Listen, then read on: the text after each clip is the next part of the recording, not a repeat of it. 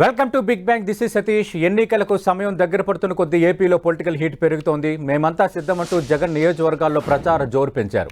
సామాజిక న్యాయం సంక్షేమానికి పెద్దపీట వేశామన్న జగన్ టికెట్ల కేటాయింపు విషయంలోనూ టీడీపీకి సవాల్ విసిరారు. సామాజిక పరివర్తన విప్లవ రథాన్ని ఆపే ప్రయత్నాలు చేస్తున్నారని జగన్ ఆరోపించారు.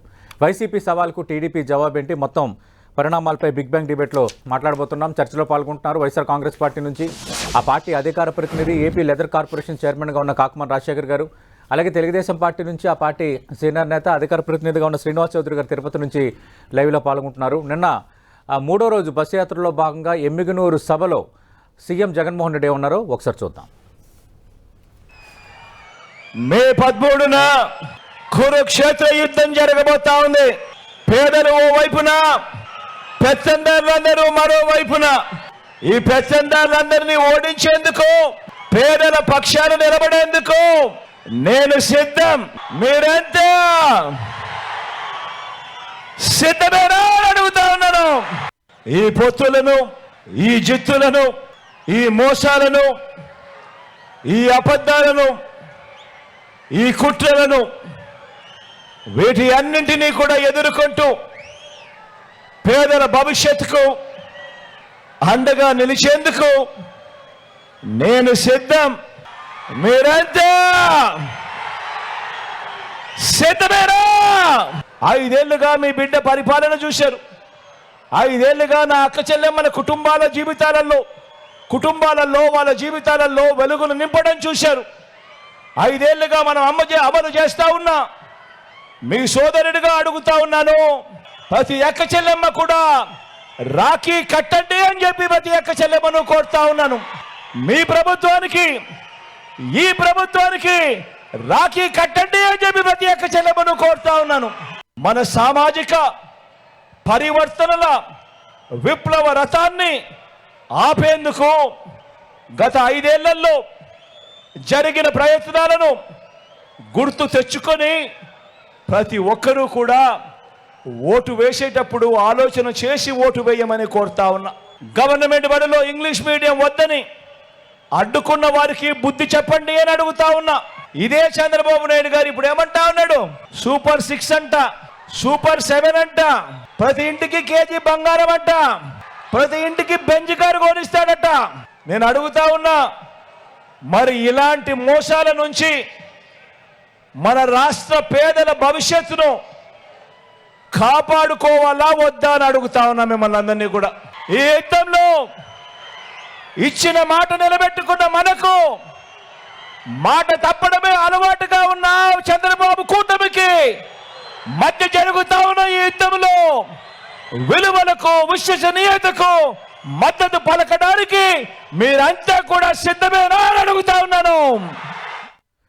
రైట్. కాకుమాన్ రాజశేఖర్ గారు, అంటే ప్రధానంగా ఈ సామాజిక విప్లవ రథాన్ని అడ్డుకునే ప్రయత్నం చేస్తున్నారని నిన్న ముఖ్యమంత్రి, మీ పార్టీ అధినేత జగన్మోహన్ రెడ్డి అంటున్నారు.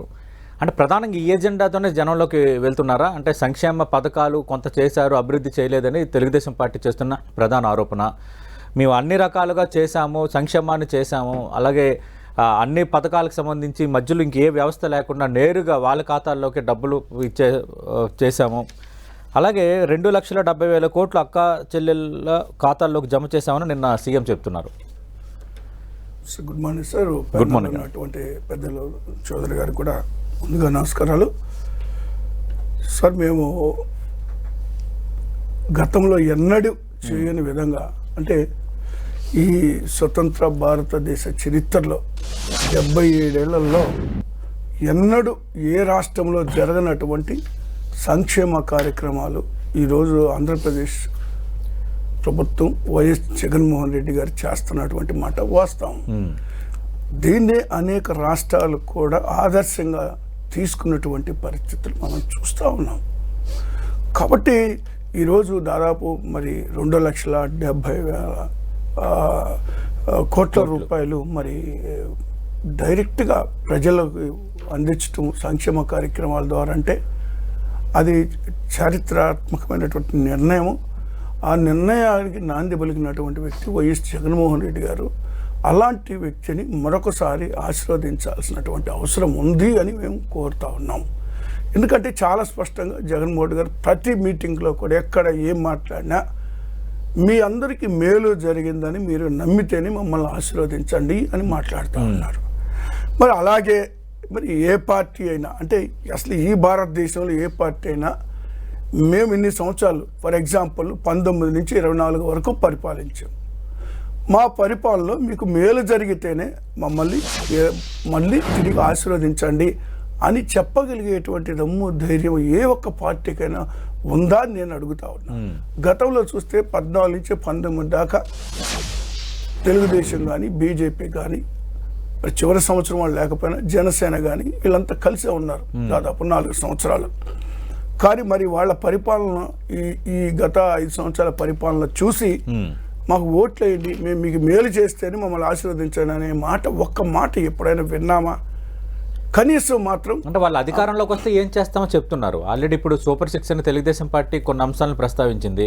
వాళ్ళ ఉమ్మడి మేనిఫెస్టో త్వరలో రాబోతుంది అంటున్నారు. అలాగే జనసేన షణ్ముఖ వ్యూహంలో ఒక 6 అంశాలను ప్రస్తావించింది. ఇప్పుడు భారతీయ జనతా పార్టీ కూడా కలిసింది కాబట్టి ముగ్గురం కలిసి ఒక ఉమ్మడి మేనిఫెస్టోను త్వరలో విడుదల చేయబోతున్నాము. మాకు అధికారం ఇవ్వాలని కోరుతున్నాం కాబట్టి మేము వస్తే ఏం చేస్తామో చెప్తాం, కానీ గత అంశాలు ఎందుకని మొన్న ఒక సీనియర్ నేత కూడా మాట్లాడారు. సార్ ఒకటి గుర్తుపెట్టుకోవాలి సార్, ఏ రాజకీయ పార్టీ అయినా అప్పుడే పార్టీ పెట్టి అప్పుడే ప్రజల మధ్యలోకి వచ్చి అప్పుడే ఎన్నికలకు వెళ్తున్నటువంటి సందర్భం ఏదన్నా అయితే ప్రజలు నమ్ముతారండి, సహజంగా నమ్ముతారు.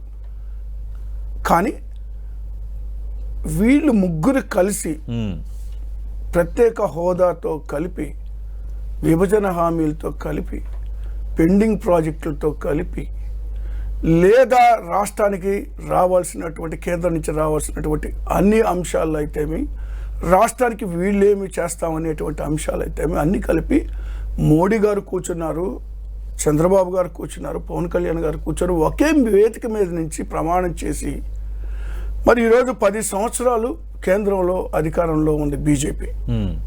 ఈ రాష్ట్రానికి ఎందుకు ప్రత్యేక హోదా ఇవ్వలేకపోయారు? వీళ్ళు ఇచ్చినటువంటి హామీలే కదా, ఎందుకు నెరవేర్చలేకపోయారు? 5 సంవత్సరాలు వీళ్ళు ఉన్నారు, కేంద్రంలో 10 సంవత్సరాలు బీజేపీ ఉంది, ఎందుకు చేయలేకపోయారు అనేటువంటిది కనీసం మాత్రంగా ఆలోచన చేయరండి ప్రజలు. వీళ్ళు అకాల కొత్తగా వచ్చి కొత్తగా ఎన్నికలకు వెళ్తుంటే నమ్ముతారు, నేనే కాదంటలేదు, నమ్మే అవకాశం ఉంది.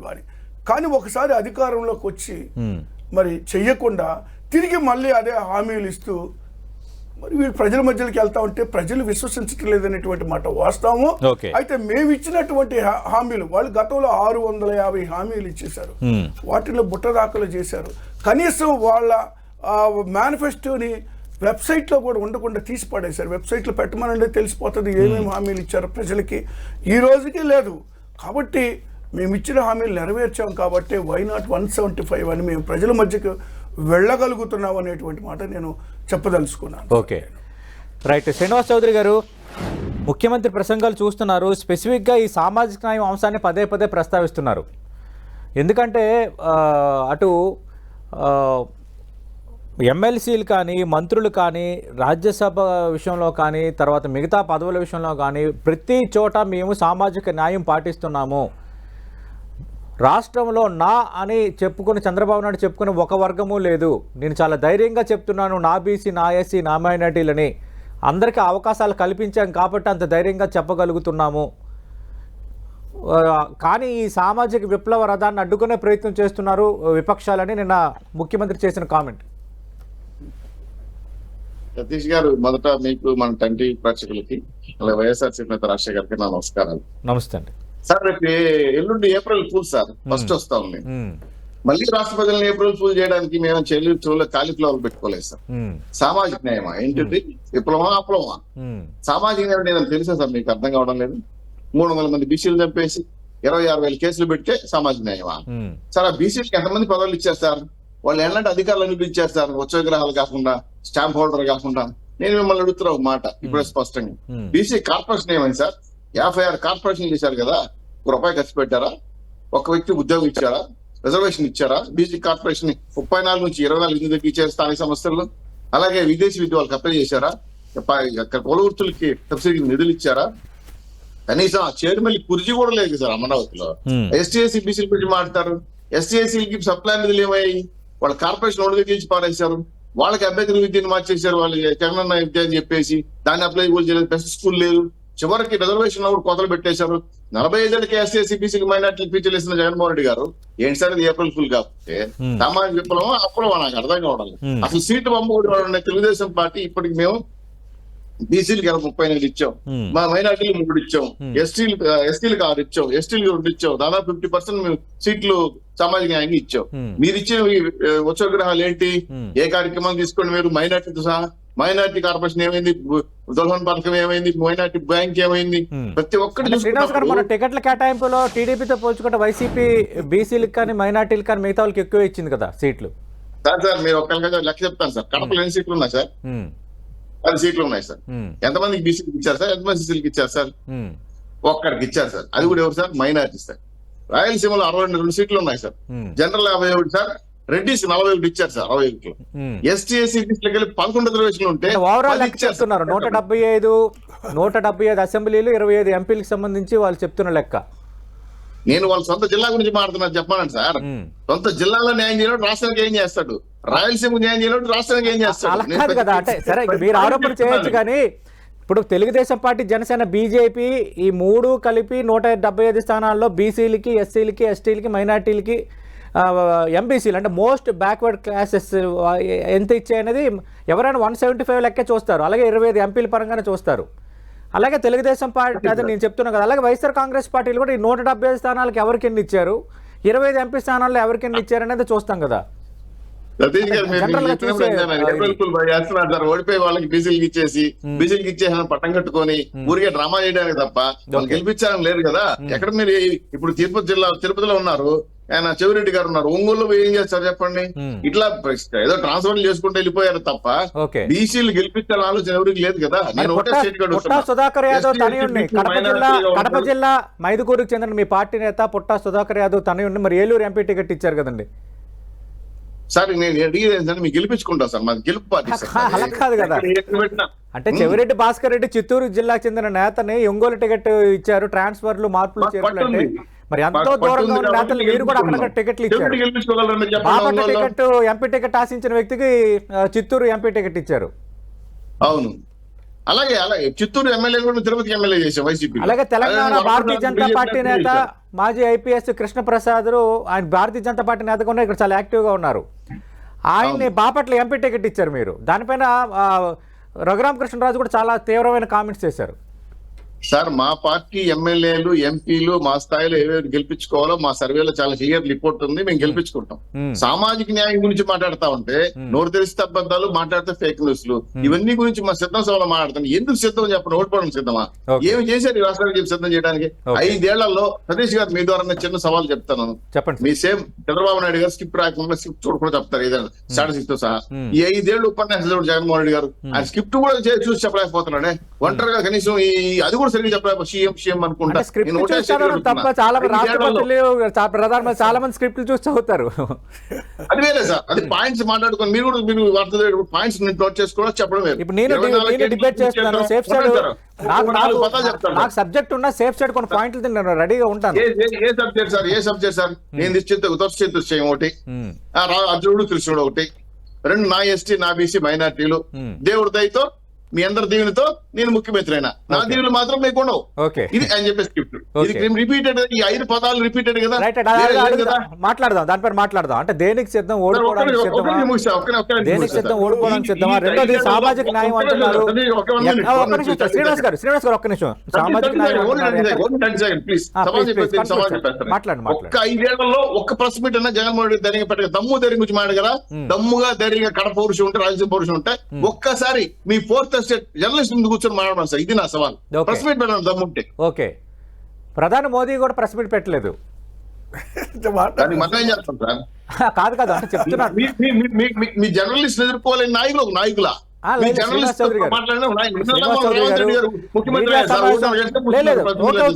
నేను మిమ్మల్ని తప్పపట్టలేదు. మీడియా సమావేశం పెట్టడం, అలాగే స్క్రిప్ట్ చూసి చదవకపోవడం అనేది is prerogative. Is chief minister. దానిపైన గతంలో వైఎస్ఆర్ కాంగ్రెస్ పార్టీ వివరణ ఇచ్చింది. అంటే ముఖ్యమంత్రి వచ్చి మాట్లాడితేనైనా మంత్రులు కానీ అధికారులు మాట్లాడితే మాకు అలాంటి ధోరణి లేదు. ప్రతిసారి మీడియా ముందుకు వచ్చి చెప్పే ధోరణి. వైఎస్ఆర్ కాంగ్రెస్ పార్టీ గతంలో దీనికి ఇచ్చిన సమాధానం నేను మీరు అడిగినట్టు నేను అడిగాను ఒక డిస్కషన్లో, నేను మీరు అడిగినట్టు అడిగాను. ముఖ్యమంత్రి ప్రధాని కలుస్తారు, తర్వాత మీడియా ముందుకు రారు, తర్వాత ప్రెస్ మీట్లు పెట్టరు అంటే ముఖ్యమంత్రి రావాలా? అధికారులు మంత్రులు మాట్లాడతారు, ఆ ముఖ్యమంత్రి పదే పదే మీడియా ముందుకు వచ్చి మాట్లాడే తత్వం ఆయనది కాదు. ఇది వాళ్ళు వైఎస్ఆర్ కాంగ్రెస్ పార్టీ ఇచ్చిన వివరణ. రాజశేఖర్ గారు కూడా అడుగుదాం. రాజశేఖర్ గారు అంటే దేనికి సిద్ధం? ఓడిపోవడానికి సిద్ధమా? 5 ఏళ్లలో మీడియా సమావేశాలు పెట్టడం లేదు. అలాగే సామాజిక న్యాయం అంటున్నారు, సామాజిక న్యాయం చెప్పి బీసీ కార్పొరేషన్కి సంబంధించి ₹1 ఇవ్వలేదు. అలాగే పదవుల విషయంలో కూడా అదే చేశారు. ఓడిపోయే సీట్లు బీసీలకు ఇచ్చారు. ఇది శ్రీనివాస్ చౌదరి గారి ఆరోపణలు. సార్ ఇప్పుడు వాళ్ళకి దిక్కు దాచుంటే పరిస్థితి, ఎందుకంటే ప్రజల్లో స్పందన చూస్తా ఉన్నారు. ప్రజల్లో స్పందన ఏదో ఒక ఆరోపణ చేయాలా? ఈ జగన్మోహన్ రెడ్డి గారు స్క్రిప్ట్ చూస్తున్నారు అంటే పేపర్ మీద పాయింట్స్ ఎవరైనా నోట్ చేసుకోండి. చంద్రబాబు నాయుడు గారు ఇలా పెట్టుకొని ఎందుకు చదువుతున్నారు? ఆయన ఎందుకు చదువుతున్నారండి? 45 ఏళ్ల రాజకీయ జీవితము, మరి 14 ఏళ్ల ముఖ్యమంత్రి. ఆయన ఏం చేస్తున్నాడు? ఎందుకు పెట్టుకున్నాడు పేపరు? ఇవన్నీ ఏంటంటే చంద్రబాబు నాయుడు ఆయన పేపర్ చూసి చదివినా తప్పు కాదు, జగన్మోహన్ రెడ్డి ముఖ్యమంత్రి గారు పేపర్ చూసి చదివినా తప్పు కాదు. అది పెద్ద ఇష్యూ కాదు అంటున్నాను. చాలా మంది ముఖ్యమంత్రులు చాలా మంది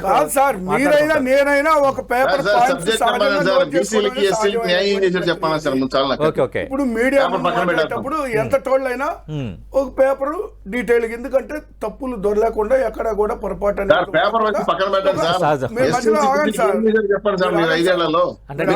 సామాజిక న్యాయం ఏం చేశారు? మా ప్రశ్నలకు సమాధానం చెప్పండి శ్రీనివాస్ గారు అడుగుతున్నారు. వీళ్ళు ఇప్పుడు అడుగుతున్నారు కదా ఏమని, అనిల్ గారిని అక్కడి నుంచి తీసుకొచ్చి ఇక్కడ ఎందుకు పెట్టారు? ఎందుకు పెట్టకూడదు? ఎవరు ఎక్కడి నుంచి పోటీ చేస్తున్నారు వీళ్ళకి తెలీదా? వీళ్ళంతా వాళ్ళు ఇప్పుడు పోటీ చేస్తున్నటువంటి తెలుగుదేశం పార్టీ వాళ్ళు సార్, తెలుగుదేశం పార్టీ వాళ్ళు బీజేపీ ముసుగులో ఎక్కడెక్కడ పోటీ చేస్తున్నారో ఒకసారి చూసుకోమని సోదరు గారిని, సోదరు గారు ఎక్కడి నుంచి పోటీ చేస్తున్నారో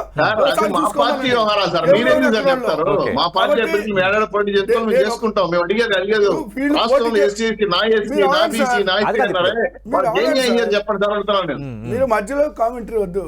ఇప్పుడు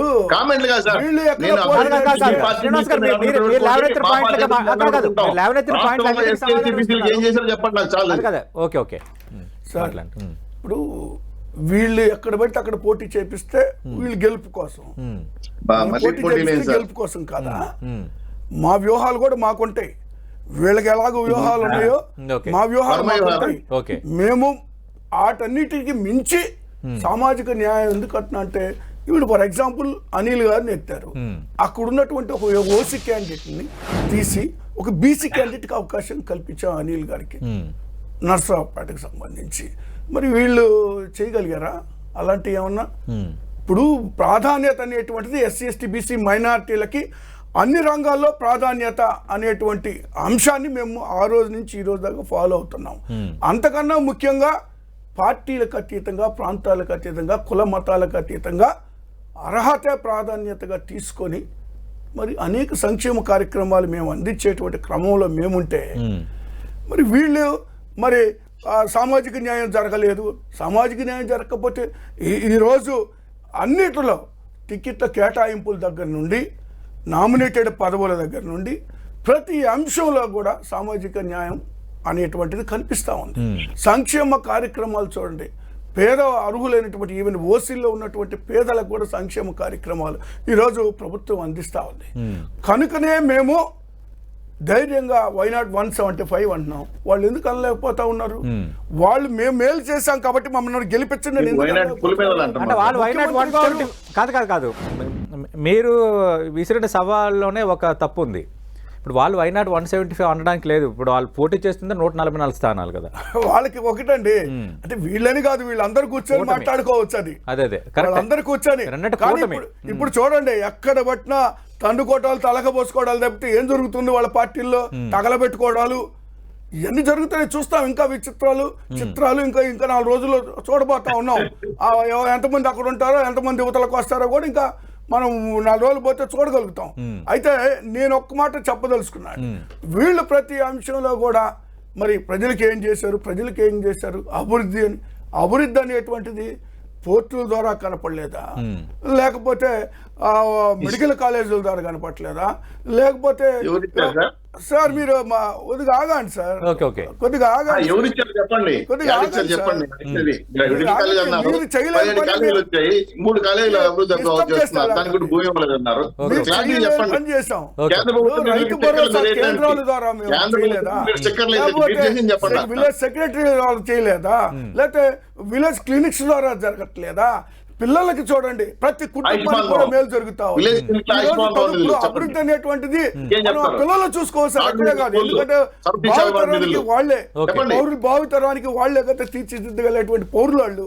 అలాంటి వాళ్ళకి ఇంగ్లీష్ విద్య దగ్గర నుంచి వాళ్ళకి అన్ని వసతులు కల్పించడం అనేది, స్కూల్స్ డెవలప్ చేయడం అనేటువంటిది, ఇవన్నీ డెవలప్మెంట్ కాదండి. డెవలప్మెంట్ అంటే ఏంటి?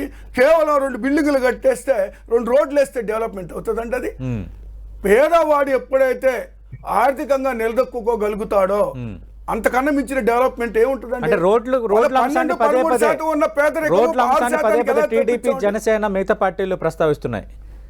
ఏం సార్? సరైన రోడ్లు లేవు అన్న అంశాన్ని ఒక అభివృద్ధికి అదొక సూచికగా ప్రస్తావిస్తారు. రోడ్లు గత 5 సంవత్సరాల్లో వాళ్ళు ఎందుకు వేయలేదు సార్? మేము వచ్చాక ఆ గుంటలన్నీ ఎందుకు కనపడతా ఉన్నాయి? వాళ్ళు రోడ్లు అప్పుడు వేసి ఉంటే ఓకే, మేము వచ్చేప్పటికి కొంత పోతే కొంత మేము చేయడానికి ఉంటది. వాళ్ళు పూర్తిగా వదిలిపడేసి కానీ ఈ 5 ఏళ్ళు మీరే ఒక్కసారిగా ఉన్నారు కదా అధికారంలో. ఒక్కసారిగా మరి వదిలేసిపోయిన పరిస్థితుల్లో మాకు కూడా సార్ ఉన్న పరిస్థితుల్లో కోవిడ్ వల్ల దాదాపు 2 సంవత్సరాలు పైబడి ఆదాయం రెండు రాకపోగా రోజులు ప్రభుత్వానికి ఓకే. మరి అదనంగా పెట్టుబడి, అదనంగా మరి డబ్బు పెట్టాల్సి వచ్చింది.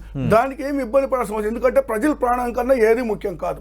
ప్రజలు కాపాడుకునేటువంటి కార్యక్రమం మీద ప్రభుత్వం నిమగ్నమైన సందర్భం ఉంది. ఓకే. ఆ తర్వాత కూడా రోడ్ల కేటాయింపులు చేసి రోడ్లు కూడా డెవలప్ చేసిన పరిస్థితులు ఉన్నాయి ఇప్పటికీ. ఓకే, వాళ్ళు ఎప్పుడు విషయాలు ఏదో మాట్లాడేసి ఏదో ఒక బురద చల్లి అవన్నీ కాదండి. వాళ్ళు మేము పలానా పని చేస్తామని ధైర్యం ఎందుకు చెప్పలేకపోతుంది? ఒక్క స్కీమ్ చెప్పనండి, చంద్రబాబు గారి పేరు చెప్పగానే పలాంది అని, లేదా ఇప్పుడు ఈ రోజు రాజశేఖర రెడ్డి గారి పేరున, జగన్మోహన్ గారి పేరున ఒక్కసారి ఫీజు రియంబర్స్మెంట్. ఓకే. ఇప్పుడు ఈ రోజు జగన్మోహన్ రెడ్డి గారు చూస్తే ఎన్నైనా చెప్పొచ్చు, ఎన్నో స్కీమ్స్ ఉన్నాయి. ఒక మాటలో చెప్పాలంటే ఓకే. ప్రెస్ మీట్ పెట్టాలండి ముఖ్యమంత్రి గారు, నాకు అర్థం కావట్లేదు. వీళ్ళకంటే పని పాట లేదు కాబట్టి చంద్రబాబు నాయుడు గారు 24 గంటల ప్రెస్ ముందుకు వస్తాడు, చీప్ పబ్లిసిటీ కోరుకుంటాడు ఆయన. ఓకే. ఆ రోజు ముఖ్యమంత్రిగా ఉన్నప్పుడు కూడా చీప్ పబ్లిసిటీ. కాబట్టి జగన్మోహన్ రెడ్డి గారు ఎలాంటి చీప్ పబ్లిసిటీ కోరుకోరు. ఓకే. ఈయన పత్రికలకు రాడు, ఓకే, ఓకే. ఆయన పని మీద ఉంటాడు తప్పితే ఓకే, ఓకే, వీళ్ళలాగా చీప్ పాలిటిక్స్ చేసేటువంటి రైట్, ఆలోచన జగన్మోహన్ రెడ్డి గారికి లేదని చెప్తున్నాను. Right right. శ్రీనివాస్ గారు సతీష్ గారు, ఒక రాష్ట్రం గానీ, ఒక దేశం గానీ, ఒక ప్రాంతం గానీ విధ్వంసం కావాలంటే ఒకటే ఒక సూత్రం మీకు బాగా తెలుసు, మీరు జర్నలిస్టులు. ఏంటి? లిటరసీ లేకపోతే ఆ రాష్ట్రం సర్వనాశనం అయిపోతుంది. మీ దగ్గర నెట్ ఉంటుంది, మీ దగ్గర సెల్ ఉంటుంది, ఒకసారి కొట్టండి సార్. భారతదేశంలో ఆంధ్రప్రదేశ్ లిటరసీ ఏ స్థానంలో ఉందో లీస్ట్ 28 స్థానంలో ఉంది. లిటరసీ ఈ ఉన్నాను రోజు సార్, ఎడ్యుకేషన్ నెంబర్ చెప్పండి సార్. నిజాలు నెంబర్ చెప్పండి 1 కి సార్. వచ్చిందంటే కేరళ దాటి ఆంధ్రప్రదేశ్ నెంబర్ 1 కి వచ్చింది. లిటరసీ లేకుండా ఈ రాష్ట్రం అభివృద్ధి చెందుతుందా? చదువులే లేకుండా సార్, అది చెప్పండి సార్. ఆంధ్రప్రదేశ్ నెంబర్ 1. ఉద్యోగస్తులు చూడండి, టీచర్ లేకుండా విద్యా వ్యవస్థ మారిపోతుందా? ఏంది శ్రీనివాస్ గారు వినండి సార్, సార్ చెప్తారు వినండి. నేను కాదు. మీరు ఒకటే Education parameters లో, education development parameters లో కేరళ దాటి చెప్పండి, ఏ బటన్ వచ్చారు చెప్పండి ముందు. ఆంధ్రప్రదేశ్ మొదటి స్థానంలో ఉంది. ఏదో మీరు ఆంధ్రప్రదేశ్ కేంద్ర మొదటి స్థానంలో ప్రభుత్వం ఉంది. ఆయుష్మాన్ కేంద్రం భూమి కేంద్రం అన్నారు, ప్రకటన చేసింది.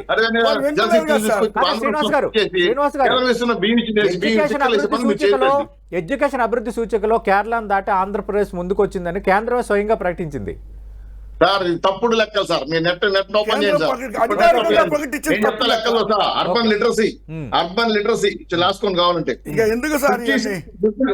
ఉన్నాను సార్ ఆగండి సార్. మీరు తొందరపడకండి. మీతో చర్చ అర్బన్ లిటరసీ 79.6% కేంద్రం అధికారికంగా ప్రకటించిన దాన్ని మీరు ఏ లెక్కలు చెప్తారు? తప్పుడు లెక్కలు. సార్. ఓకే. టోటల్ లిటరసీ భారతదేశంలో 29 రాష్ట్రాల్లో అరుణాచల్ కన్నా ఒక్కటి పైన 28 స్థానంలో మనం ఉన్నాం. ఇంతకన్నా ఘోరం ఇంకోట్లేదు. అదే మీరు చేసిన నిర్వాహకం ఉండేది. జగన్మోహన్ రెడ్డి చేశారంట, బైజూస్ చేస్తారంట, పిల్లలు చెప్పిన టాబుల్ అంట. ఏం సార్ నాకు అర్థం కాలేదు. సతీష్ గారు మీరే చెప్పండి.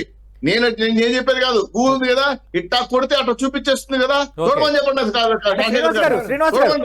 ఒక్క నిమిషం. అంటే శ్రీనివాస్ గారు గతంలో ఇంగ్లీష్ మీడియం పేరు కూడా చర్చ జరిగింది. అంటే ఇంగ్లీష్ మీడియం వద్దని టీడీపీ అంటుందా, ట్యాబ్లు ఇవ్వద్దని అంటుందా?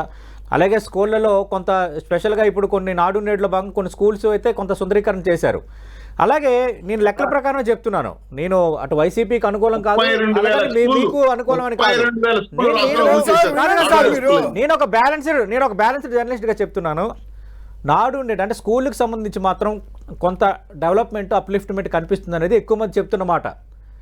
వైఎస్ఆర్ కాంగ్రెస్ నాడు పార్టీ నేడు చెప్పుకునే మాటల నాడు నేడు ఒక్క నిమిషం. పేరుతో నాడు నేడు వేల పేరుతో కోట్ల కొన్ని స్కూళ్ళు కుంభకోణం డెవలప్ చేశారు. అయ్యాయి. 32,000 ప్రభుత్వ స్కూళ్ళలో నిలబడిపోయినట్లే. ప్రభుత్వ గంటలకి స్కూళ్ళలో చదువుతున్నారు విద్యార్థులు కదా. చేరే సంఖ్య పెరిగింది.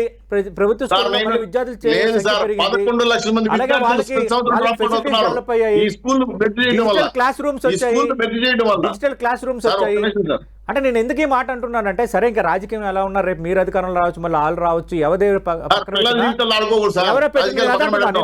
చదువు పిల్లల విషయాలు ఆడుకోకూడదు. నేను అదే అంటున్నా, నేను అవన్నీ నేను మాట్లాడలేదు. రేపు మీరు అధికారంలో రావచ్చు, వాళ్ళు ఈ రోజు అధికారంలో వచ్చి, ఎప్పుడైనా ఏది మంచి జరిగిందంటే అది మంచి అని మనం చెప్పుకోవాలి. స్కూల్ ఎడ్యుకేషన్కి సంబంధించి, మెడికల్ డిపార్ట్మెంట్కి సంబంధించి ఈ జగన్మోహన్ రెడ్డి పాలనలో కొంత మంచి ఫలితాలే వచ్చాయి అన్నది ఎక్కువ మంది అంటున్న మాట. అలాగే స్కూల్ సతీష్ గారు మిమ్మల్ని అడుగుతా. మిమ్మల్ని అడుగుతా. రాజశేఖర రెడ్డి గారు మానసిక పుత్రని, మా పుత్రిక ఆరోగ్యశ్రీని నెట్వర్క్లో చంపేలా 4,000 కోట్ల రూపాయలు అప్పులు నిలిపేసి మీ ఆరోగ్యశ్రీ కార్డుకి వైద్యం చేయమని బయట బోర్డులు పెడుతుంటే ఇది మెడికలా? ఇది మెడికలా చెప్పండి సార్. ఒకటి మీరు అన్నారు కదా, 10 మెడికల్ కాలేజీ శాంక్షన్ రాబోతున్నాయి, కొన్ని సూపర్ స్పెషాలిటీ హాస్పిటల్ అయ్యాయి. మరి వాటిని మనం వాటిని మన రాష్ట్రంలో వైద్యులు లేకపోతే ముఖ్యమంత్రి మంత్రులతో సహా హైదరాబాద్కి వెళ్ళిపోయి వైద్యం చేసుకుంటున్నారు. మన రాష్ట్రంలో హాస్పిటల్ లేకపోతే ముఖ్యమంత్రి వైద్యులు మంత్రులతో సహా హైదరాబాద్కి వైద్యం చేసుకుంటున్నారు. ఇది మన బతుకు. మా రాష్ట్రంలో ఆరోగ్యశ్రీ లేకుండా చాలా మంది టీడీపీ నేతలు కూడా, టీడీపీ నేతలు చాలా మంది, మీ పార్టీ అధినేతతో పాటు చాలా మంది హైదరాబాద్ లో వైద్యం చేసుకుంటున్నారు. అది తప్పు కదా సార్.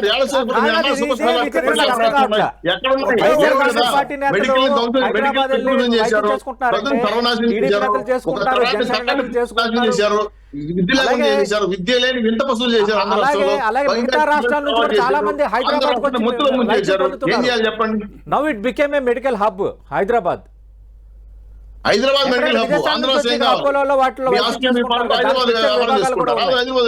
వదిలేసి ఆ రాజధాని ఏమైంది ఏదో అని చెప్పి మెడికల్ సారీ మన మేనిఫెస్టో గురించి సార్.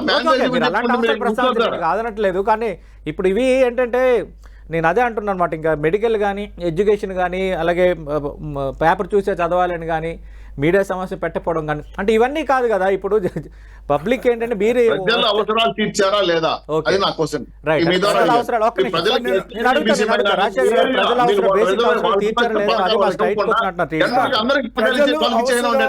తీర్చారా లేదా అనే దానికి ఒక్కటే ఒక మాట సార్. గతంలో ఆంధ్రప్రదేశ్ రాష్ట్రంలో 12% పైబడి 13% దాకా పేదరికం ఉంది. ఈ రోజు రాష్ట్రంలో ఎందుకు 5% ఎందుకు దిగిపోయింది చెప్పమానండి. ఇప్పుడు ప్రజలకి మేలు జరగకపోతే కొనుగోలు శక్తి ఏ విధంగా పెరిగిందండి?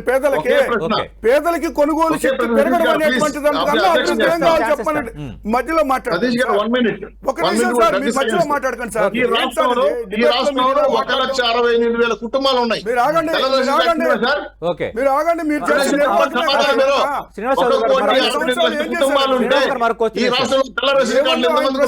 సమాధానాలు చెప్పేది ప్రశ్నలు వేస్తే అలాగండి. ఏం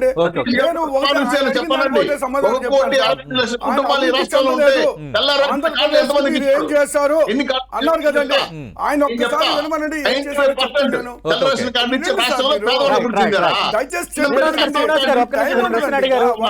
టైం ఉంది. ప్రశ్న అడిగారు, మీరేం అభివృద్ధి చేశారు, మీరేం చేశారు అన్నారు సార్. నేను ఒకటే క్లియర్ గా చెప్తున్నాను సార్. ఇప్పుడు పోర్టులు, ఫిషింగ్ హార్బర్స్ చూడండి, 4 మీరు చూసుకోవచ్చు వెళ్ళి. ప్రభుత్వ మెడికల్ కాలేజు 17 మెడికల్ కాలేజీలు ఈ రోజు రాష్ట్రం ఒక్క మెడికల్ కాలేజ్. మీరు ఎక్కడైతే ఏ జిల్లాలో ఉంటారో చెప్పండి, ఆ జిల్లాలో చూపిస్తాం మేము. గ్రామ సచివాలయాలు నిర్మాణం అనేటువంటిది జరిగిందండి.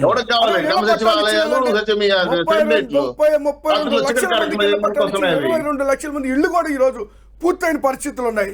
మరి అలాంటి పరిస్థితుల్లో 40 ఇప్పుడు ఈ స్కూల్ బిల్డింగ్స్ మాట్లాడారు. మేము అడిగిన ప్రశ్నలు ఓదానికి కూడా సమాధానం రాలేదు, తప్పించుకొని పోతున్నారు. 45,000 స్కూల్స్ ఆధునీకరణ చేయడం జరిగింది. Okay. ఆయన కాదని చెప్పానండి. Okay. ఆయన ఊర్లోకి వెళ్ళి గవర్నమెంట్ స్కూల్ చూడమనండి, Okay. చూసి మాట్లాడమనండి, ఒక Right, ఫోటో right. తీసి పంపమనండి.